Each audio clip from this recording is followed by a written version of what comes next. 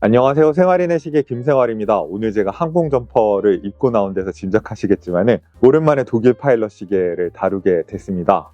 라코라고 하면은 2차 대전에 독일 공군을 위해서 시계를 만들어줬던 5개 원조 브랜드들 중에서 유일하게 보급형 플리거를 만들어주는 브랜드여서 많은 시계 팬들이 사랑에 맞지 않는 회사라고 할 수가 있을 텐데요. 이 시계를 골라야 한다면은 전 2가지 이야기를 할 수 있을 것 같아요. 첫 번째는 원조 브랜드다. 이 디자인을 선구적으로 개척한 브랜드 가운데 하나라는 거. 그리고 두 번째는 다이얼의 퀄리티를 얘기할 수 있을 것 같아요.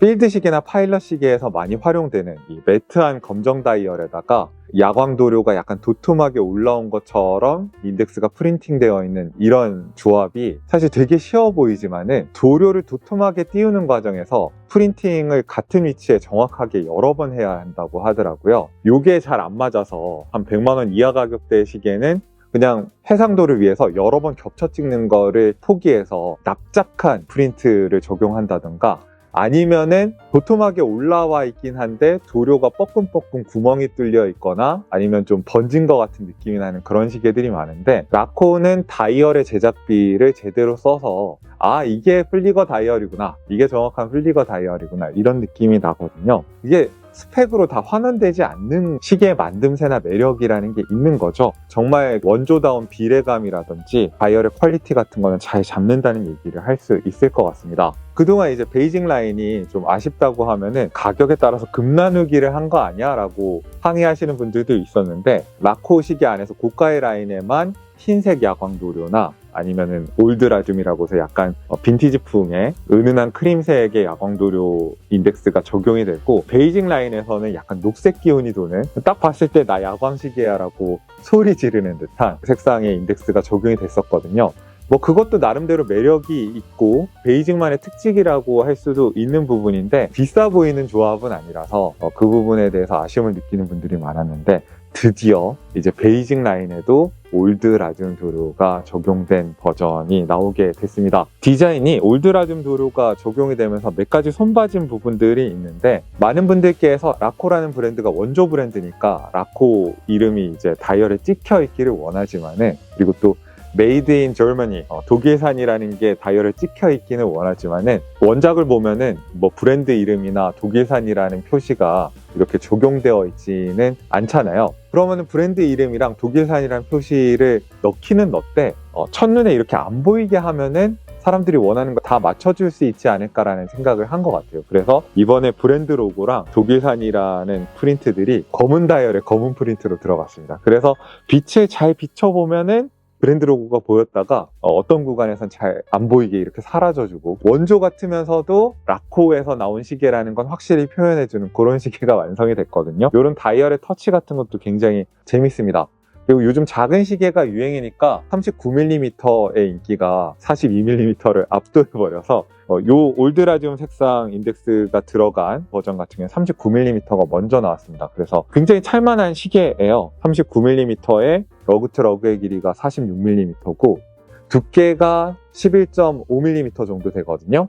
이게 미오타 8000번대 무브먼트가 들어가는 시계여서 무브먼트 두께가 있기 때문에 두께가 얇은 시계라고 할 수는 없습니다만은, 그래도 이 정도면 괜찮다라는 생각이 드는 두께고, 좀 특이한 부분이 있다면은 러그 폭이 18mm예요. 근데 얘는 굳이 왜 좁혀 잡았나 생각을 해보면은, 옛날 플리거는 50mm가 넘어가는 시계였잖아요. 거기에 스트랩을 넣으면은 다이얼 크기에 비해서 스트랩이 좁다는 느낌이 들 수밖에 없는데, 그런 느낌을 내기 위해서 상대적으로 좀 좁은 느낌이 나는 18mm의 러그폭을 채택한 것 같아요. 이게 실제로 찼을 때 어떤 느낌이 드냐면은 체감이 좀 작게 느껴져요. 39mm인데 좀 작게 느껴지고, 그리고 되게 평범한 브러쉬에다가 사파이어 크리스탈은 평면이고 특별할 게 있을까라고 하지만은, 이게 조립된 상태나 이 케이스가 이렇게 서 있는 이 케이스의 윤곽이라고 그러나, 그런 것들이 원조가 확실히 낫긴 낫구나 라는 생각이 듭니다.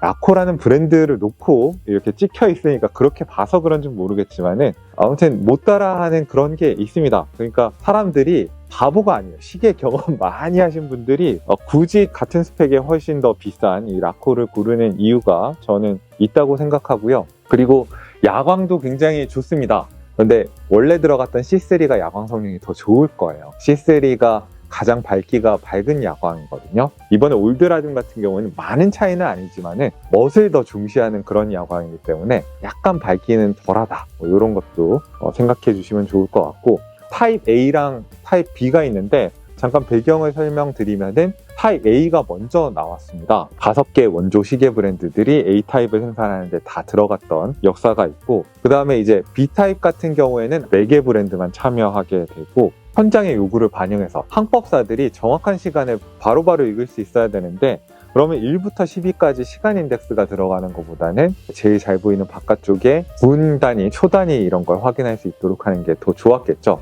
그래서 2개의 트랙을 나눠가지고 아워 트랙이랑 미니 트랙이 나눠지는 그 섹터 다이얼 같은 좀 후기의 디자인으로 타입 B로 불리는데, 라코에서 굳이 타입 B를 고르시는 분들 이유가 뭐냐면은 IWC 같은 회사들은 타입 A만 만들고 빠졌기 때문에 타입 B를 만드는 회사 중에서는 라코가 좀 더 진본성이 있다고 해야 될까요? 그런 식으로 이해하셔서 라코를 불어 사시는 분들을 많이 봤습니다. 무브먼트는 솔직히 좀 아쉬운 부분이긴 해요. 단방향 로터가 들어가고 파워 리저브가 한 42시간 정도 되는 시간당 진동수는 21,600회에 미오터 8,000번대 무브먼트가 들어가는데, 여기에 뭔가 약간의 장식이 들어가긴 하고 스켈레톤 로터가 들어가서 그래도 비슷한 가격대에서 승부하는 NH 시리즈랑 비교했을 때는 얘가 더 예쁘다, 이런 얘기를 할 수 있을 것 같고, 단방향 로터라는 거는 로터가 두 방향으로 다 움직일 수 있지만은 한쪽 방향으로만 저항이 걸려 있어서 시계를 세게 흔들면은 저항이 안 걸려있는, 안 감기는 쪽으로 로터가 빨리빨리 이렇게 돌아가겠죠. 핑핑핑핑 돌면서 소음과 진동이 발생한다는 특징이 있는데, 비싼 시계라고 해서 단방향 로터를 안 쓰는 건 아니거든요. 그래서 싸고 비싸고의 문제라기보다는 뭔가 그 무브먼트 메이커의 소신이 더 많이 반영됐다라고 할 수가 있을 것 같아요.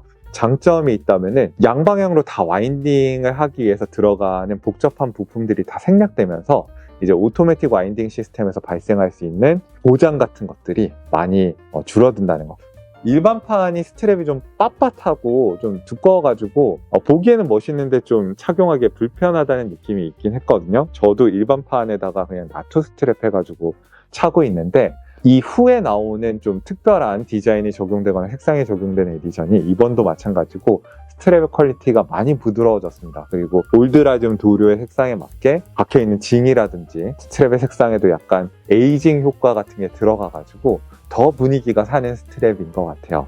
사실은 이 100만원 이하 가격대의 시계들이 헤드 부분까지는 퀄리티가 되게 좋다가 스트랩이 엉망인 경우가 많거든요. 거기서 이제 제조 단가를 낮춰가지고 전체적인 가격이 좋게 보이게 하는 이런 꼼수를 부리는데, 라코는 그렇게 하지 않고 처음부터 좋은 스트랩을 제공을 하고 있다는 거, 쓸만한 스트랩을 제공하고 있다는 거, 이런 것도 참고할 만한 지점이 될 겁니다. 하나만 더 얘기하자면은, 그 2차 대전의 독일이라면은 나쁜 편 아니냐, 나치였는데 그 나치 공군을 위해서 활약했던 디자인을 우리가 즐겨도 되는 거냐라고 하시는 분들이 있어요. 저는 나치에 대한 역사적인 평가랑 그 시절에 만들어졌던 디자인을 구분해서 생각할 수 있다고 생각하거든요. 나치가 잘못한 것들은 엄중하게 비판을 하되, 이게 파일럿 시계의 기념비적인 디자인이긴 하잖아요. 이전에 존재했던 파일럿 시계 디자인에 비해서 가독성이나 비례나 압도적인 진보이긴 하니까 인류의 기술적 성취라고 보고, 다른 후대 파일럿 시계 디자인에 엄청난 영향을 끼친 하나의 어떤 아이콘으로서 충분히 즐길 수 있지 않을까, 그렇게 저는 생각을 해봅니다. 혼동하시면 안 되겠죠. 이 디자인이 좋으니까 나치가 사실 잘한 거야, 이런 식으로 가시면은 진짜 그거는 이상하게 되시는 거예요. 그렇게 가시면 안 되고, 파일럿 시계의 틀을 정립했다고 하는 기술적 성취로 즐겨주시면 좋지 않을까라는 개인적인 의견을 보여봅니다. 오늘도 여러분들께 유용한 정보가 됐기를 바라고요. 이상 저는 생활인의 시계 채널 김생활이었습니다. 안녕히 계십시오.